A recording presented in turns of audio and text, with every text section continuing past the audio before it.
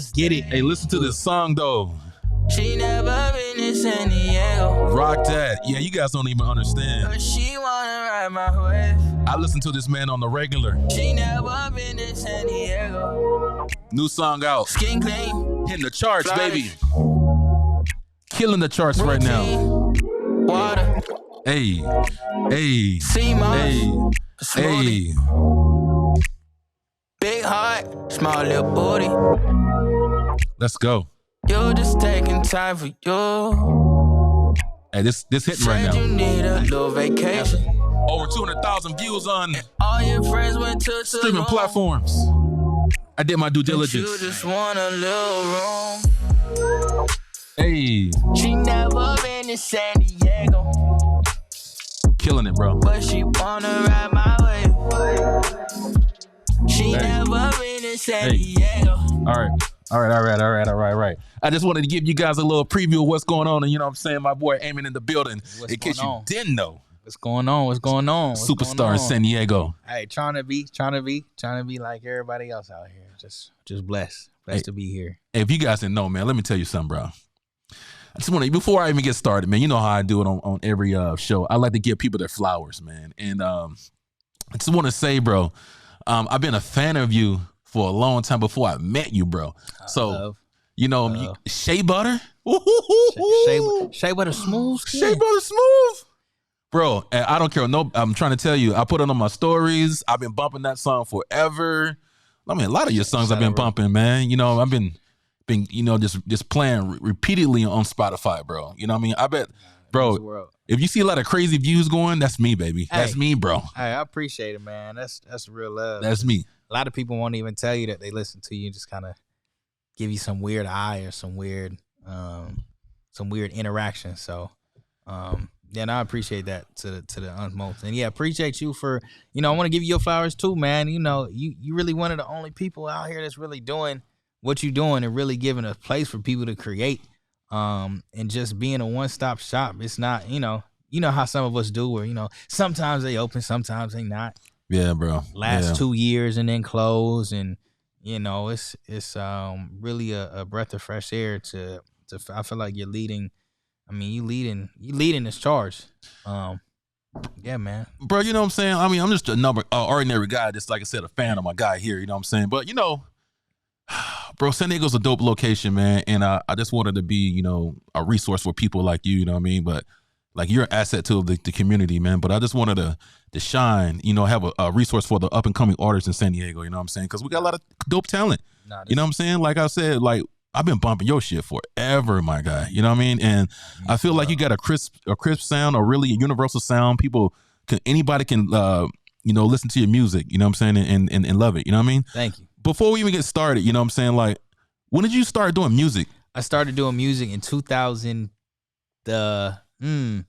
I think it had to be the like August 2010. 2010? Yep, I broke my heel skateboarding, and I had nothing else to do for like 3 months. So, and the homie Reggie, mm-hmm. he had a studio in his house. He's like, bro, I got a studio. Just come record. Yeah. I was like, okay, cool. And then that's how it started. That's crazy. So you just started. So when did you know, like, okay, man, I'm good at this, bro. Like, I got some talent. I got, like, you know, I can make a career out of this. It's probably 20 when I was graduating college. I was just like, I don't want to work for nobody. Oh, this music stuff is like, this is really fun. Yeah. And plus, I had like, excuse me, I had a oh yeah, there you go. It's all good. I had a kind of big song in 2012 that was kind of big in Dago. Actually, some people may have heard it, may not. But it was called "Let's Get Active." And it was like a little party song. You Google it, might be out there. Yeah. I would say this a top 5. No, I would say a top 5 female rapper did steal that song. Wow. Stole your song. You can go look it up. It's there. How did he steal the song? Oh, I don't even want to get into it in terms of like when I blow up, I'm gonna have a conversation with that person. Be like, look, I don't want nothing from you. Let me tell you something before you go any further. Don't be talking about when you blow up, bro. You already blew up. Hey, yes, yeah, hey, I appreciate that, but my mom still got a job, so I got to make sure when she don't have a job, no one be like, hey, let's talk about this. I respect that. But I know how it works. So it's like some people have writers and they bring stuff in, but yeah, But I got a conversation for somebody who's tell you off air. But yeah, somebody and I gonna have a nice conversation. So damn, bro, I'm scared, bro. I'm scared. Oh shoot. Oh, you know that's the name. Deep. You know the name. I know the name too. Oh, 100%. Oh, Or hold up. that's crazy. I'll show you. Hold up. I'm gonna see what these. Hold on. I'll show you. Oh man, we about to get it live on right now. I'll show. There's a whole we got a whole case. I mean, are you serious? So it's a serious thing then. Oh yeah. I mean, if people know, if you know, you know. This that girl right there. No way. I'll have to show it to you later. Yeah. No. It's blatant. Like, let me tell y'all something. That's gonna be a check. Everybody knows that person. That's gonna be a check, my guy. Yeah. Holy smokes. Everybody knows, but in due time, I think she's awesome. I'm not even in, but I'm not in it for the check or whatever. Like it's like I don't want to come into I don't want to blow off. Oh, hey, so and so owes me money. Like, who wants that? Like, you want to come in. You want to come in off your talent and your merit. Yeah, that's it. So your style is pretty dope, man. It's very unique to San Diego. San Diego got like a style, you know what I mean? Like the more like gangster rap, stuff like that, you know, and it I said this on a couple other interviews, bro. Like, I feel like everybody's copying everybody else's style, but you have your own unique style, which I feel like makes you stand out more. So what it contributes to your style? What do you get your style from? I get my style from God, first and foremost. Let's go. A little politically correct answer. Let's go. I get my style. Growing up, I was like a big fan of like 50 Cent, Tupac, Biggie. I love music with like heavy bars and stuff like that. Like a lot of the like heavy West Coast stuff, which is where I feel like a lot of the San Diego music comes from, which is amazing. This comes from like a gangster rap type of scenario situation, which makes sense. You know, you got all the OGs and stuff. Makes complete sense. But for me, like I didn't grow up in the hood, so it's like I couldn't really rap about the things they was rapping about or try to rap in that type of style because that's not really the environment that I am from. Did I grow up around it? Of course, you know, well, not every black person, but most of us is just we didn't grow up in them neighborhoods, but we was always around grandparents, friends, so on, aunties, uncles. So it wasn't like I was disconnected from the black community whatsoever. But I was just like, that type of music is not really what aligns with what I want to do. You know what I'm saying? If I get, you know, I'm not trying to be in no mixy situations because that's just not who I am. You know what I'm saying? I'm trying to preach positivity. Obviously, I got a story, but I'm not trying to be in anything that I don't need to be in. And the music that just resonated with me the most was music that was real and kind of just, I'm not saying that music is not real. Right.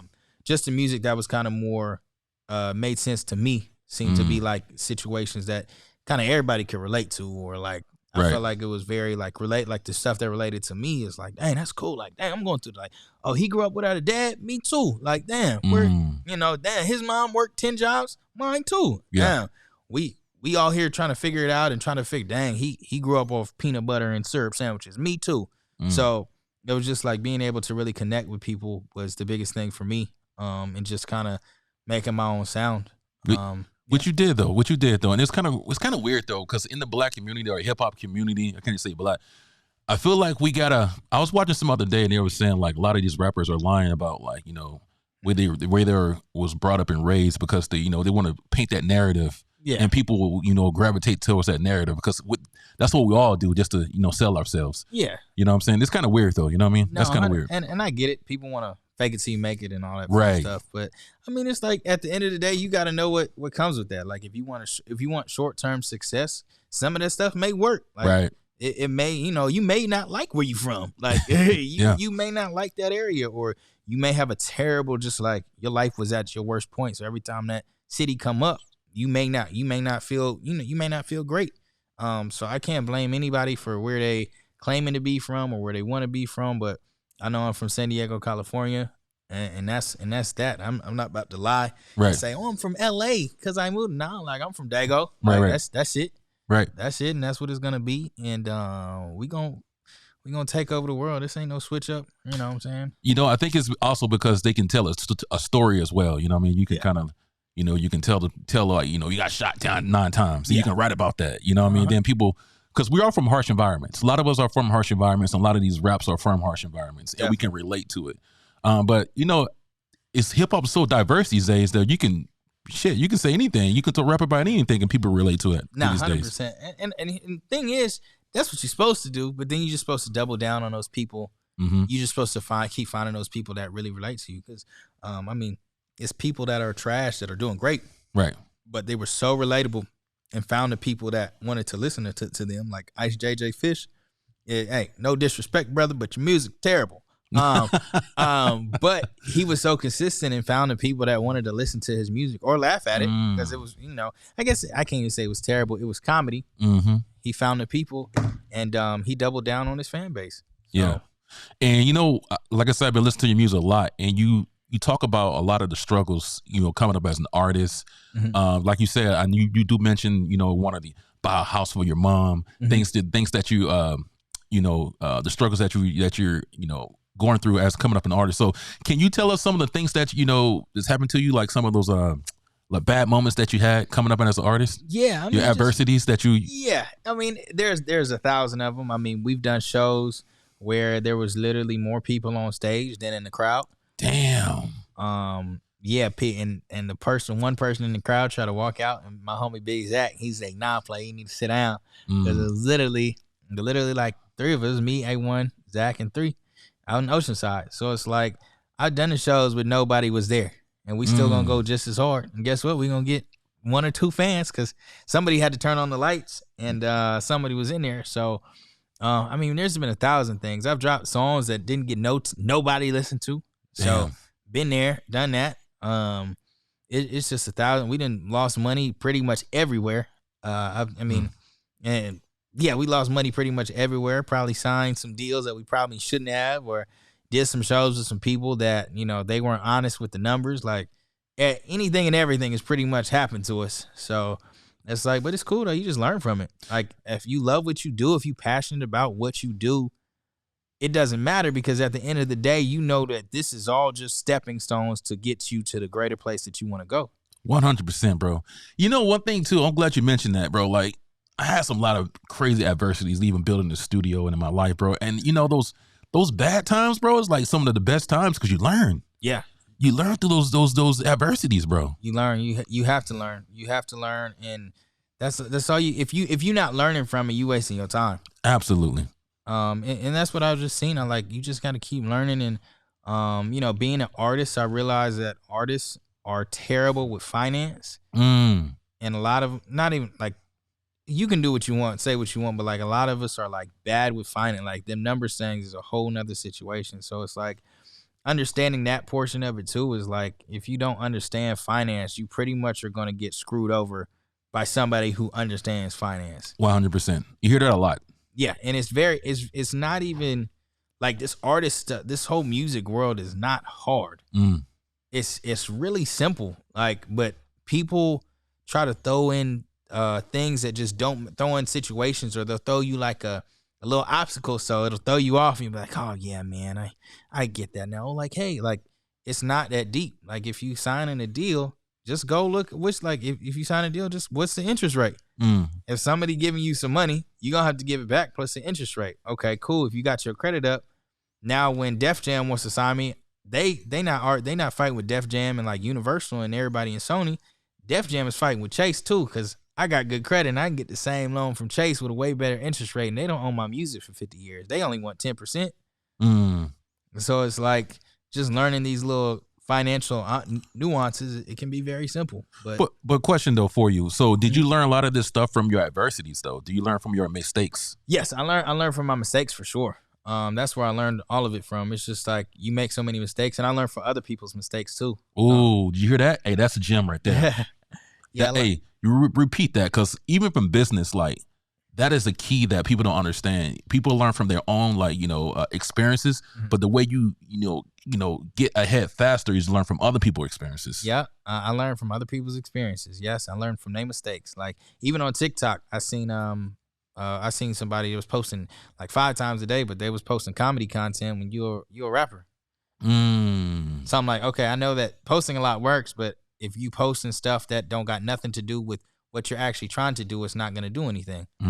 So it's like, if you're a rapper, rap on TikTok. Don't go be a comedian. If you want to be a comedian, do comedy. And nobody's gonna ask, like, nobody ever told LeBron James, hey bro, to get better at basketball, you need to go post on social media. Or like to get better at basketball, you need to like make your own jerseys. Like, nah, just go play basketball. Same with music. Go make more music, post that music. Like, simple. See, that's a very complex subject right here. It definitely is deep, but it's like a lot of people get thrown off on, I don't know what to do. It's like you gotta go back to, if you are in the music industry, make your music better. See, one thing about you though, I had in the subjects to talk about, and we should talk about it now since we're talking about business. Mm-hmm. I see a lot of artists. I know a lot of artists, not just musical artists, even it can be photographers or whatever it is. A lot of people are really versed and very, educated on their art form. It could be photography or a good rapper or whatever it is. But when you want to make money at something, you got to learn business as well. Yeah. And one thing, when I first met you, I seen how you moved. You moved in a way that I never seen other people move. You had a team around you. Yep. You know what I mean? Pay it off. I see it. Pay it off. Yep. Pay it off.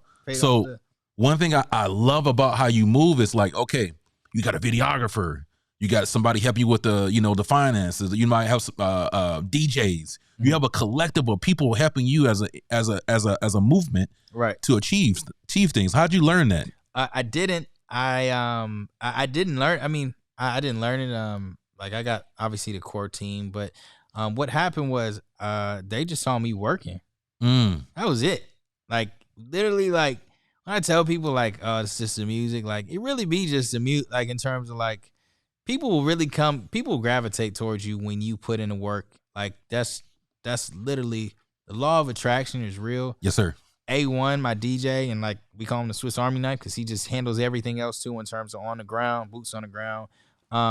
3, I met 3. We was going out to drink one time, and that was a funny little story. And then 3 came in, and then, but it all happened around the time I was dropping a song a week. I did that for a year in 2016, August 7th, 2016 to like September like 7th of 2017 or whatever. But anyways, yeah, I met them. I mean, it was just all natural. And then we meet Max, and then she helping out with photos here and there, and then, just kind of the whole team kind of comes together. And then there's been people here and there who kind of just help. Everybody's still around and still helping out when they can and stuff like that. Obviously, pandemic changed the things it shouldn't have in terms of like me personally, and like, the pandemic shouldn't have stopped anything. Like, you're just supposed to adjust. Like, the best teams know how to adjust. Like, I hate to see people complain, I don't want to post, bro. It's like, this is a new generation. Like, this is a new era. Like, business change every 5 years. So it's like, what is a taxi driver to say to Uber?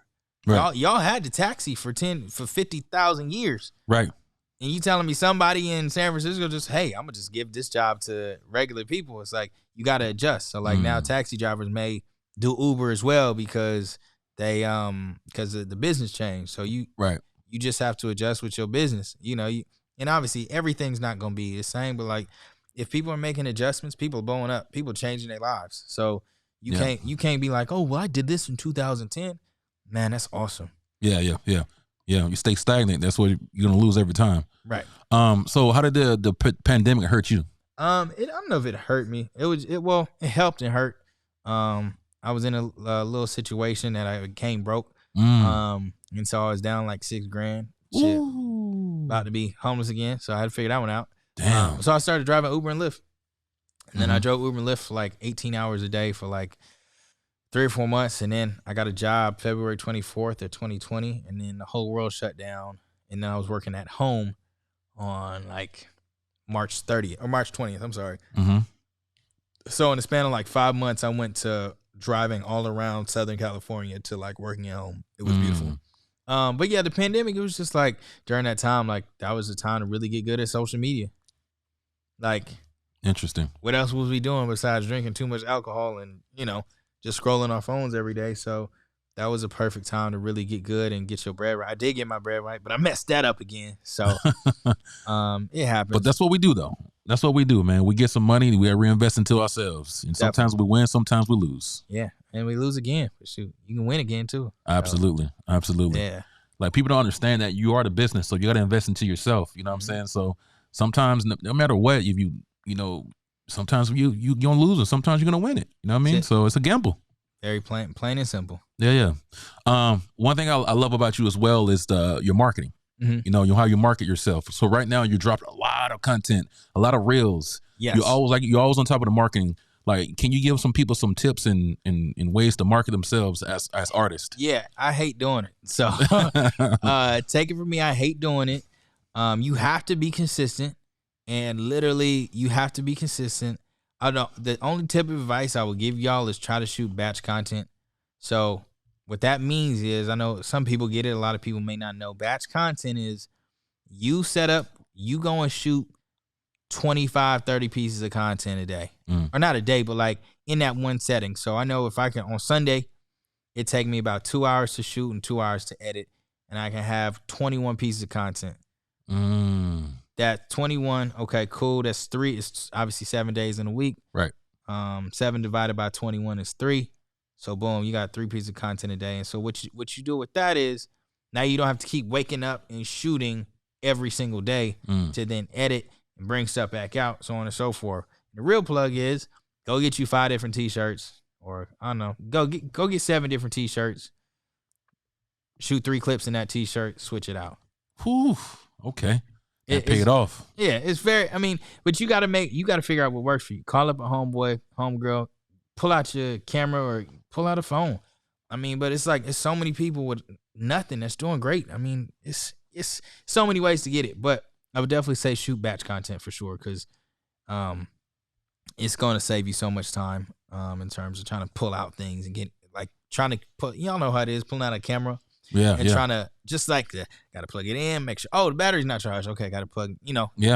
Got to edit, set how long I want to sit here for, type up the captions, but I do all that stuff. So. Dope. So what can you give me some advice that you would give an up and coming artist? Like right now, you're a very, seasoned artist now. You like I say, you've been through a lot. What would you give some advice for up and coming artist? Yo, being consistent in the studio, record, be consistent in recording. I have nothing else to say. You are in the music business. Everything will follow if the music is great. Now, you can be a content creator as well and really create mad content around the music you are making. But you got to know what you want or what you're looking for. Because you can either, nowadays, you can be a content creator and make music and make a killing.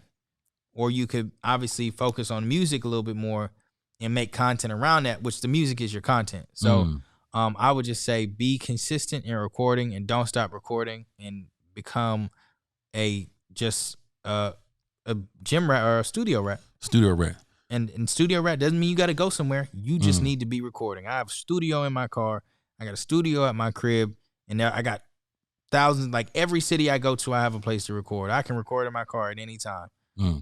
But that's because I love it. Now, I'm speaking to people that are, that really want this. Like, right. If you stuck somewhere right now, you're like, dang, I don't know. Like, if you really want this and you really want to make this your full time, like you want to make this your everything, you have to be consistent. And I would say hyper consistency in recording.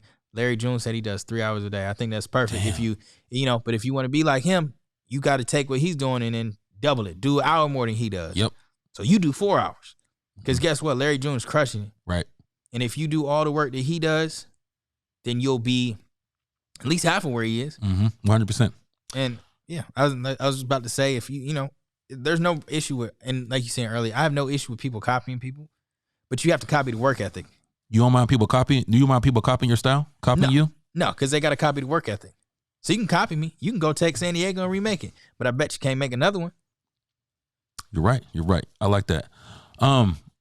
One thing I also know too, man, whatever you do, you got to be obsessed with, man. Like with me, from my experiences in life, bro, whatever you're going to do, you got to dedicate your whole life to it, bro. You got to be obsessed with it to get good at it, because it's so much, everybody's good at everything, bro. Yes. You know what I'm saying? There's a million good rappers.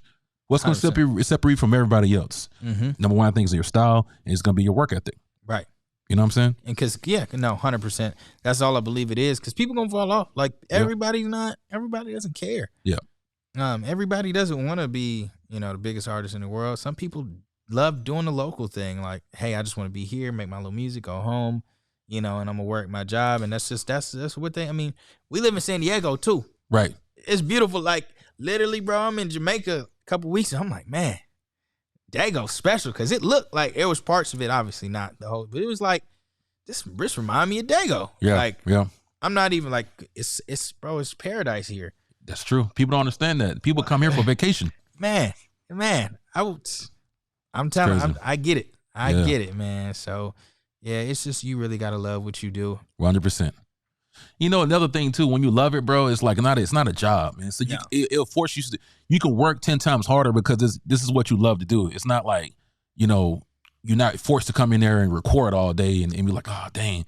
But like now, I remember I used to work 12 hours and I felt like it was 24 hours back in the day. Now I got my own business and this is what I love to do, bro. 12 hours felt like it's 6 hours. Right. I can work for 16 hours, homie, and it'll feel like it's 8 hours because this is what I love to do. You know what I mean? So I think you got to find that passion easily. You know what I mean? Become obsessed with it.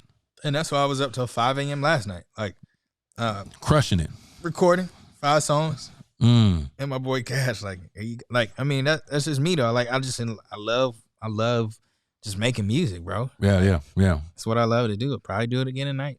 Let's go. Yeah. All right, your dopest verse, your craziest verse that you ever wrote, bro. That you be like, okay, that came, I spit that. What's your craziest verse? Man, I have no idea. Okay. I don't think I've written it yet, to be completely honest. Ooh, okay. Are You Really Happy might be one of my favorite verses that I've written, both the first and second verse. Just gotta feel like there's so much game in there and so many gems, and it just came from a real place. Right. Just talking about so many different things and just talking about women's rights, but just also like what the hell are we here for? Like, you know, what do you want? What do you really want? You know, are you truly happy with yourself? Right. You know, I'm talking about taxes and just everything. Just, you know, I made $100,000 from a job one year. I got taxed $30,000. So you tell me the harder I work, the more money y'all get to take from me. It's crazy. So, but obviously I'm here for my community and got some great stuff coming. But it's like, it's just the whole world is kind of like in this crazy funk and just everybody pulling from everybody and stealing and taking. And it's like, man, you really got to be happy with who you are as a person. And if you can't do that, then it's going to be a long, you know.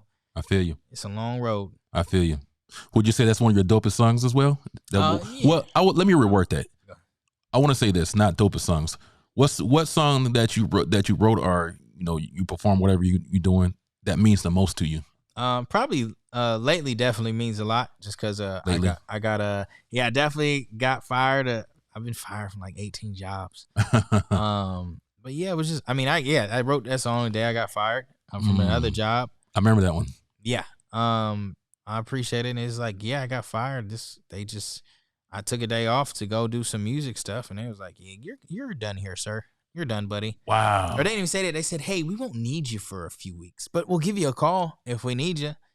I was like, damn. I don't even know what that means. Yeah. So I done been through the whole gauntlet of jobs. So. And no matter what, man, all that adversity you go through, you figure it out, bro. Yeah, you figure it out easily figure it out because you're not dead. Yeah. So. So you recently relocated to LA. Yes. Can you please tell me why? Yeah, because well, I'll tell you, I'll be real honest right now.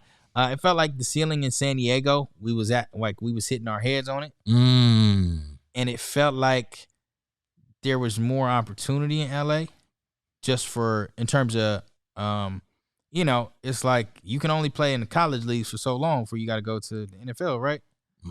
So it's like, and it's like right there. So I'm like, let's go play with the big dogs out here and see what happens. See what they doing. Okay, I get up there. Oh, the music is not as good as people up here. Really? Swear to God, it's not. It may be good, but it's not as good. Okay. The engine, no disrespect, but like, okay, the engineers up here was a little better, a little crispier. But why? Because that's the standard. If you buy a Rolls Royce, you don't take that Rolls Royce to Honda to go get it fixed. You take it to Rolls Royce. Right. So if you're an artist, you're an actor, where's the only place you could really go? Hollywood. So if you're an artist, you know that's the artist capital of the world pretty much. Where else could you go to really sharpen your sword? Yeah. To really get better. Right. To really grow. So that's how we felt. I mean, I'm gonna move back to Dago at some point for sure. Whenever the music thing take off, but it's like I'm still in Dago all the time, so it's not like I really dipped. And I'm still here. I'm still active. I'm still present. So, but yeah, it was just like let's grow this. Let's not keep this so. And half the team's still here. So Yeah. we ain't doing the show next week. So you're just expanding your options. So when you moved to LA, you say the quality, it was even worse or better, or it was more. There's more people doing it. So more resources. There's more research, but there's more competition. So you got to be better. Right. You can't just put out a song and it be okay. But it's like then when you put that song out, now you fighting with people that's like, you know, iron sharpen iron. Absolutely. And it's like, okay, so I heard his song, he was dope. I was in the studio, he was real dope. I never really heard nobody spit like, oh, he crazy too. Now I got to go harder because I'm not competing with the folks in Dago that I maybe seen for the last 5 years, and we kind of all still in the same place, which is fine. But it's like I'm trying to elevate. Oh, he did that. Wow. Oh, he went crazy. Okay, I got to go crazy on my stuff. Then now that I'm in LA, I can make a song about going to San Diego, and it's great. But it's like it came from me talking to people in other cities and just getting out and seeing the world. Right. So now I'm like, oh, she ain't never been to San Diego. She trying to ride my wave. Boom. We got a song. I mean, that's not how it came up. But actually, I was about to say. that was close to it. But it's just like, it's the concept of you got to leave to really see and understand what you need to see. It's like if you only in Dago, it's like you may feel like the top dog for whatever once that is. But that may really not, that may be really a top dog in your city. But it's like, if it's not leaving the city, then it's like, you gonna get complacent at a certain point because you're like, ain't no competition. Like, right. You know, I'm gonna keep making better music for myself. So it's like, you got to go see something, make them connections, and then bring it back to your city and really see what they've done in other cities and, you know, bring it back to your city. So that was always my thinking. Like, I want to start I want to have a paid off store out here at some point. Like, I want to have a small concert venue, like we was talking about earlier, like nothing more than like 50 people. But I see it work so well in some certain cities. Like, it's like, oh, these things are like forcing people to interact with people. Now we building something, because I've been to the venue a lot. Some of the venues are older venues, but it was so awkward. And it's like, oh, you got a big space and like somebody way over there and somebody way over here, and it's 20 people here, and this is like a 300 person venue. So that was always something that I've seen and want to bring back to San Diego for sure. So would you say moving to San Diego kind of helped your career because like you said, that it forced you to be uncomfortable and it forced you to step your game up and rap harder because the competition's greater over there? Yeah, 100%. And it's like, there's nothing wrong with San Diego. San Diego's amazing. They got everything that LA got for sure. Studio prices is definitely a little bit different out there, but it's, just various different things. But we did a whole bunch in San Diego. We did a show at Arts and Rec. That was like 400 people came through to that. So but we done shows everywhere. Did sold out North Park Observatory. Did a show there. Did a Voodoo Room, that was sold out. That was beautiful. Observatory sold out. Wow, nice. Done House of Blues. So it's like, it's not really, unless we do it ourselves, it wasn't really too much. Like, we felt like we'd been at every Queen Bees and underground show, backyard show, in the lawn, outside of the lawn, in front of the store, inside the store. So it's like, okay, cool. And let's get up to LA and see what we can do. That was really what it was. That's where Shea Butter came out of moving to LA. And there's a few songs that came out of moving to LA for sure.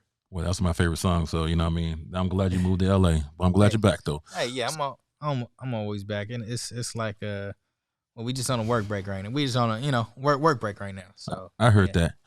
So question for you. One thing when I listen to, I ask all artists this because I wanted these conversations, we learn from these conversations. And the more we learn, the more we talk about things, we get to grow, learn from these conversations. Right. So when you hear, like, I've watched like No Jumper and other shows and stuff like that. And when people mention San Diego, it's like San Diego don't get the respect. Why do you don't think people outside of, San Diego don't respect us? Well, I think it comes down to like massive hits. Like, we just haven't had a lot of hits. We got obviously Rob Stone. And when I mean hits, I'm just talking about like real like there's people with numbers, and it's like they maybe just haven't spread like a Chill Bill spread. Like that was everywhere. Like I still hear it. So it's like when you look at like the massive hits and like the massive projects, like we don't really have too many that have been like you've heard, like you in LA or you in like Wyoming and somebody driving by playing something from like a somebody like a Flashy B or a Rossi Rock or Right. you know, various different artists or like a Lil Weirdo or a Hardini or whatever. Like you don't really hear us in spaces outside of our city. So it's like people may be like, dang, the music is dope, but they may just not know who X, Y, and Z is. And we really haven't had that. We haven't had a consistent like 4 or 5 people get popping. Like real life going on tours across the world, so on and so, or across the country world. So it's like, I think once those things start to happen, it's got to be more than one person though. It's like if it's just one person, it can go up and then it can go down or like kind of fizzle out. But then it's like, well, we need it. Like if 4 or 5 people is popping in once, and it's like, wow, San Diego was really like, look at Toronto, and nobody wanted to go to Toronto before Drake. You got a point there, bro. You got a point there. We need more consistency, is what you're saying. Yeah, 100%. And it's like, it's not the music is bad. I guess it just we just need more consistency in terms of when something blows up, we got to have stuff ready to go too. Like you can't have one hit. I like that. You got to have the multiple hit after hit after hit.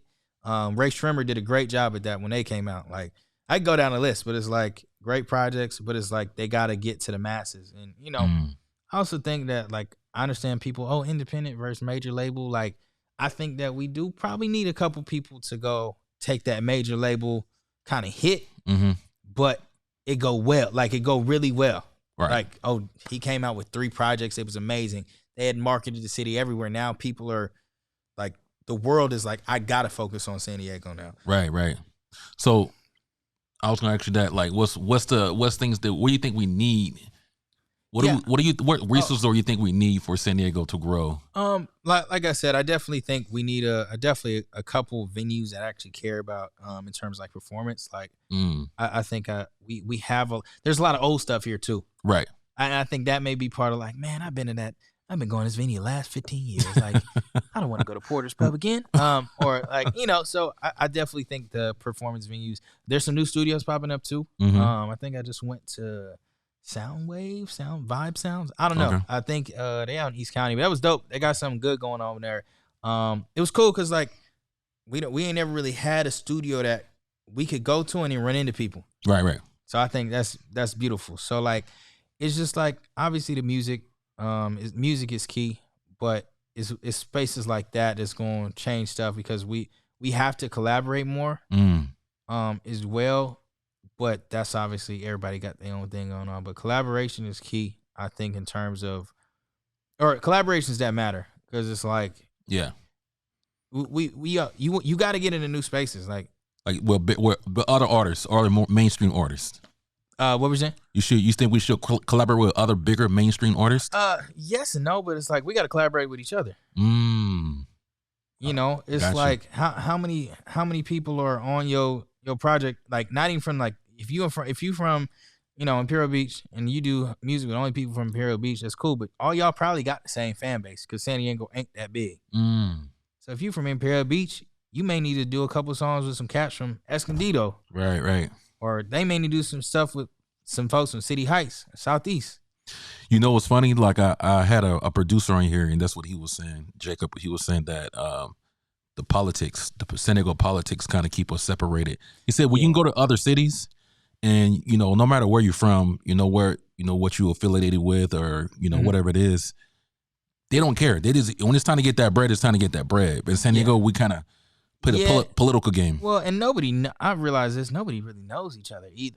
I mean, I've done some deep dives, and it's like, bro, a lot of us ain't really ever had more than 2 conversations. Like if you ran into a dude at a show, bro, love your music, da-da-da-da-da, but it's like, that's pretty much the end of it.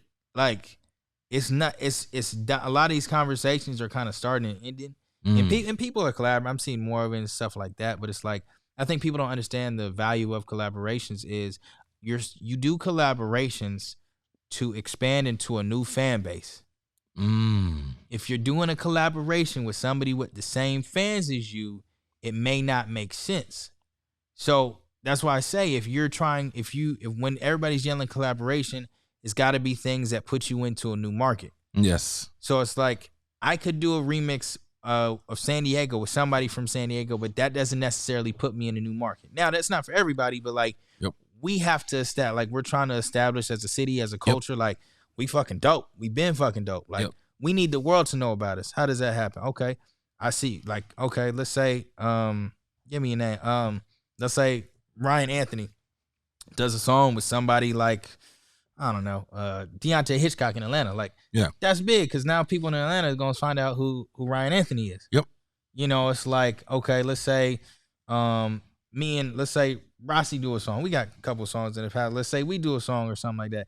That puts him in a new fan base because I don't know. I know he's of a certain descent. I don't want to disrespect nobody. Yeah. But if he's got his fan base that they all may have one culture and we got another. Yeah. So we're able to cross cultures. It's like, oh, that's dope. That's ill. Now they can say, oh, that's ill too. I can go respect and listen to his music now because I aiming to gave him the cosign or whatever case. Not even that, but it's like that's literally what it is. So we literally have to make collaborations that make sense. But also I know too, it's like, oh, this is my big song. Putting him on there, he didn't really do no work, but I don't know if his fan base is real or da. So it can get tricky, but I think that's one of the bigger things is like, but people got to understand why they're collaborating. Yep. You're right though, bro. You know, even in business, because I love business, bro. When I learned that too in business, that's why you see Supremes collaborating with, Louis Vuitton or Gucci or whatever like that, because you hit it on the head, bro. Because when you collaborate with that one organizations, two organizations, whatever it is, you get their fan base, right? So it expands your fan base. Exactly. So that's why a lot of these big companies are doing a lot of collaborations.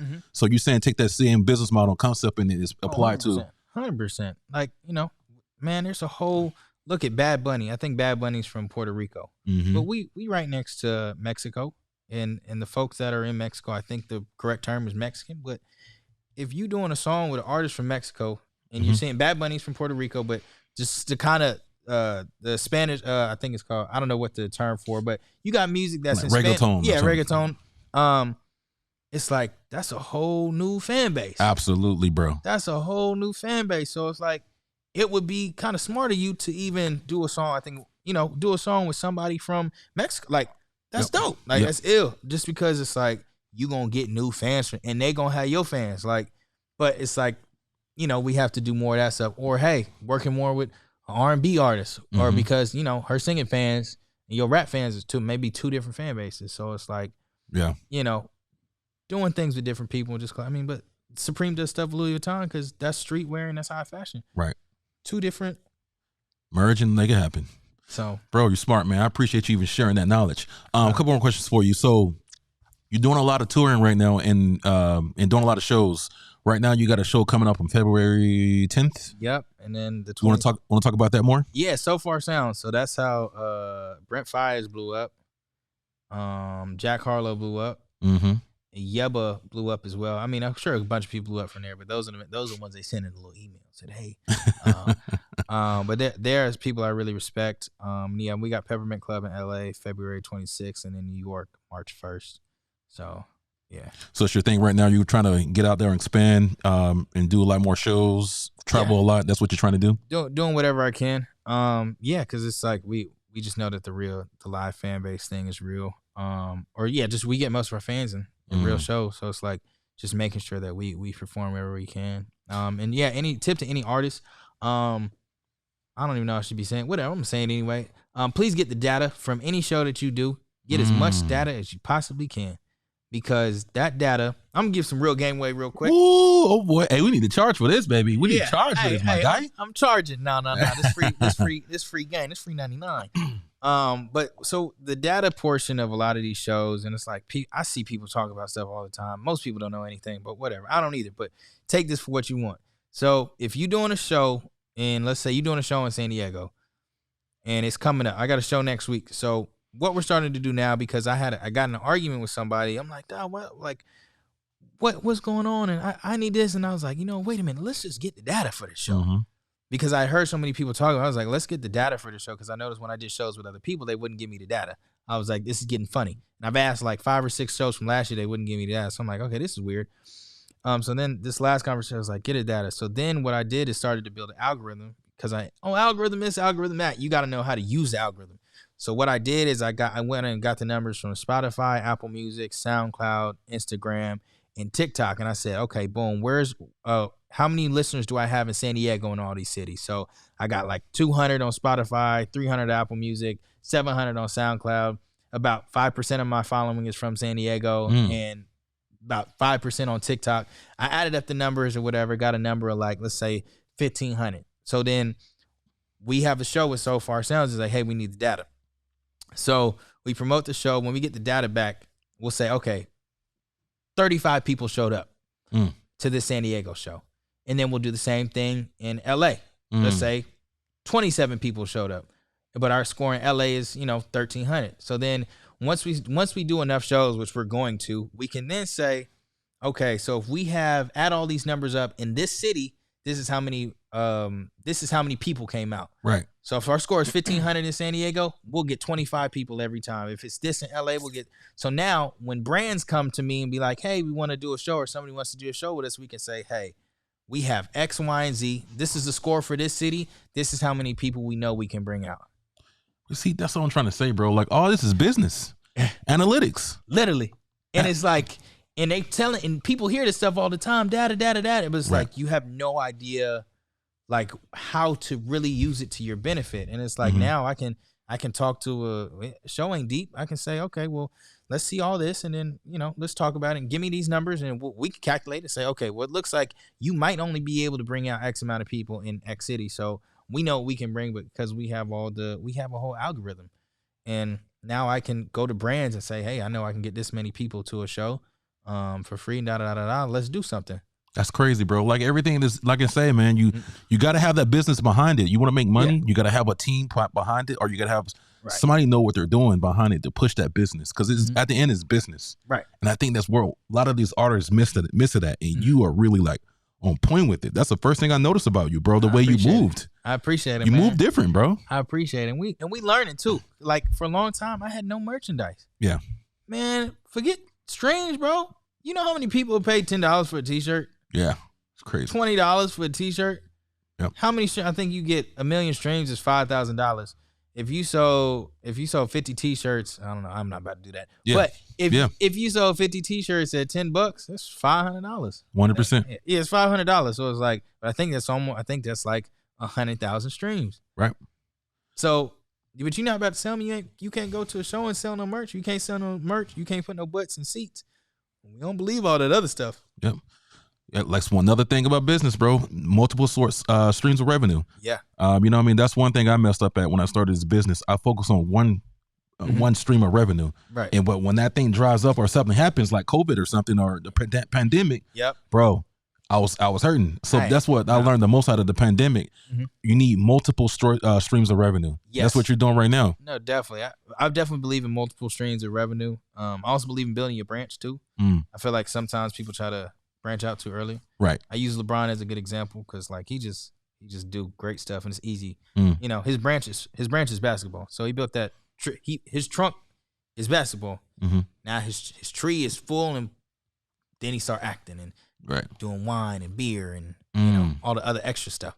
So I was like, I say, get your just get your tree stuff, but also too, in the financial world too, a lot of us, like, we don't prepare for accidents and stuff. Like, as Black people, we were not raised like, so shout out to all three of y'all that was really like, your parents is just so great at finance. Shout out to y'all, man. But most of us being Black and just being in oppressed communities and just the psychology behind a lot of us didn't really, we didn't think to save because we was trying to struggle pretty much for the most. So then when we get a little money, shoot, let me go get a little chain or something, like, and then you got the money. So I had to learn, like, hey, if I can't buy it 3 times, I don't buy it. Like, building, learning how to invest, get you 6 months of rent saved up before you go on vacation, or, if you, making sure you got to build nets for you. A lot of us moving out here and literally one accident away from possibly being homeless. Like, that's facts. That's facts, bro. So it's real. It's real out here, but we learning for sure. So I was listening to, I was on Instagram the other day and I seen this. I seen that Snoop Dogg don't own any of his music, my guy. And So the only way he makes music, make money is from like touring or doing anything outside of the, music. I mean, it matters how it's all subjective. So it's like he might not own any of his music, but he may have got paid $200 or $300 million for it a couple years ago and didn't talk about it. Like That's true. it's all about what you know. You got to know business. You got to know finance. So some people may say, "I'll sell all my catalog. That's cool, but I know I'm gonna make way more money over here." So it's like I can sell this money because I don't want my family in 30 years to have to go chase down that money. So it's like he may have taken $100 million, or I don't know about him, but he may have taken that $100 million and got it and just gave it. He got it somewhere safe, and I'm hoping, so on and so forth. But it's all about knowing finance and knowing business. So how important is owning your catalog or your music? How important is that to you? To me, it don't matter. If you're not making no money, it don't really matter who owns it or not. Oh, I own my man. Oh, that's cool. Ain't making no money. So like, maybe you doing yourself a disservice. Nah, I think it's very important, but it's like it's business. So it's like, if it's not making money, why are you screaming that you own something that's not making no money? Like, be honest. Tell the whole story. Yeah, I own my masters. My masters have made me no money. But so there's a bunch of people right now. Hey, I gave away 10% of my business to this company, and guess what? I triple X'd my revenue on my masters. It's just business. So it's like there's a lot of facades in music. You just got to really step back and say, okay, as a business, okay, what's bringing in money? Yep. Okay, we own our masters, but it's been 6 years and we made $20. So yeah, who are you like you not living off that? So it depends on the value that you have for those masters. That's what you're saying. Exactly. So you have value in it, then you can say, okay, I can own my masters. If you don't have any value, then it's completely different. And you can say that. Keep saying it. That's awesome. I think ownership is beautiful, but you got to know that. What are you saying that for? Are you saying that because everybody else said it? Because it's like if you pull back the curtain and see somebody only made $25 over 10 years, okay, you own your masters and you're not happy. So it's like owning your masters still, you can give up 30%. That means you still own the masters.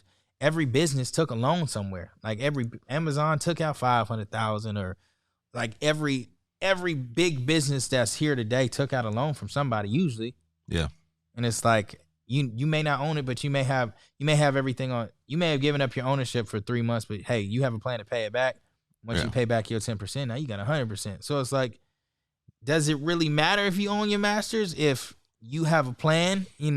So on and so. I mean, yeah, you're right. You're right, because I'm in my field's more like the MMA. UFC, they sold 10% of their stake to to the Middle East, whatever it was. You know what I mean? And that 10x their business because they got billions of dollars back. Exactly. So they can reinvest in their business to help it grow. Exactly. So so if they didn't do that 10%, you still at the same spot you was. Yeah. And so I think it's music the same way, but people don't really talk about it like that. Like, I'm like, man, this shit is so, it's just business, but it's sexy. It looks fun. It's a fun business. It's fun as hell, but it's like, sometimes you just gotta make it simple. And like, okay, well, if they offered us $100,000, what's the terms look like? Okay. Yeah. They only want 10%. When we paying back, we free and clear. Oh, that's not a bad. That sounds like an interest rate at the bank. And they say that they want. Okay. Well, no, they want it for 15 years and da da da da. Oh, I don't know about that. That's strange now. That's predatory or whatever the case may be. So I feel you. Yeah. So what's next for you, man? What's next for you in 2023? What's your goals? What's your plans? Put out a bunch of music. We got projects dropping. I don't know when they coming. They're done. I just don't know when they're coming and what shape they look like. But something should be coming up very soon. So there's a project with Cash Made the Track. There's a project with my boy 9-5. There's a project with my boy Miles Bell. There's a project with Drew. There's a project I produced myself. Well, I pretty much produce everything, but project I just produced myself. And did I forget anything? No, that should be it. But there's definitely 5 or 6 projects that are done. Dope, bro. Dope. So last question, bro. Go right any ahead. future collaborations? Who's your dream collaboration? SZA. Ooh. SZA, Rihanna for sure. Actually, I don't even care about collaboration. I want to get in the studio with people and like pick their brain. I just want to have conversations with people.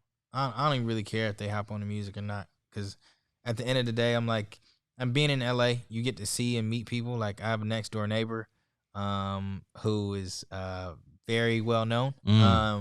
It's like it's LA, so it's like you run into these people, but you don't really get to. You see people all the time at the store and so on and so forth. It's like you don't really get to see somebody unless you like at the crib and like see who they really are. Yeah. Or like in the studio. And so like I think them some of the most vulnerable spots. So probably SZA. I mean, I want to sing with J. Cole and Kendrick at some point. I can see that, bro. I can see that for sure. Drake's a big inspiration of mine, just because I study I study the people who do the best, not the local superstar, which is, I mean, I study them too, but it's like, yeah, he not showing me what I need to see, or I'm not. I like seeing the top dogs. That's who I aspire to be like. So it's like I'm gonna study them. You need to learn that blueprint. Yeah, exactly. Because it's not the product, it's the process. So. Ooh, that's a song too. Yep. You know what I'm saying? Let them know. Bro, man, I appreciate you, bro, for coming on, man. Like, you know what I'm saying? Like once again, bro. Nah, I appreciate you. As soon as you said a word, I was here. So anytime, man. Bro, like I said, I'm a fan. 100% fan of your work and a lot of your music, you know what I mean? And this is a treat for me, bro. So it's like, I love this, man. I love to have this conversation with you, man. Like, love what you're doing.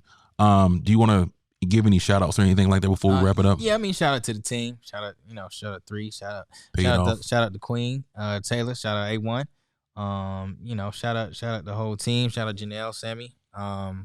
Who else? I mean, I talked to the gang. Shout out Steve. Yeah. I mean, shout out Cash as well. Shout out Drew. Shout out Miles. Shout out Moms. There's a whole list of people I can go down. I ain't stop doing these. Shout out everybody. You'll be like, why didn't you mention me? Man, I'm mentioning people I talked to in the last 3 hours. Who did I talk to today? Shout out Livs. But yeah, it's a gang. I could shout out everybody. But I mean, shout out the homies and shout out Sam, shout out Drew, whole home team. So hell yeah. I'm Courtney Hendo, man, and like I said, this is my boy Amon, and check out his new music. He has a song out right now called San Diego. Bro, it's tearing up the charts, man. You know what I'm saying? So make sure you check that out. Support local artists, support GOAT artists, support good people. Yes, you know what I'm saying? Once again, this is my boy Amon and Courtney Hendo Podcast featured on Unplugged, and we will see you guys on the next one.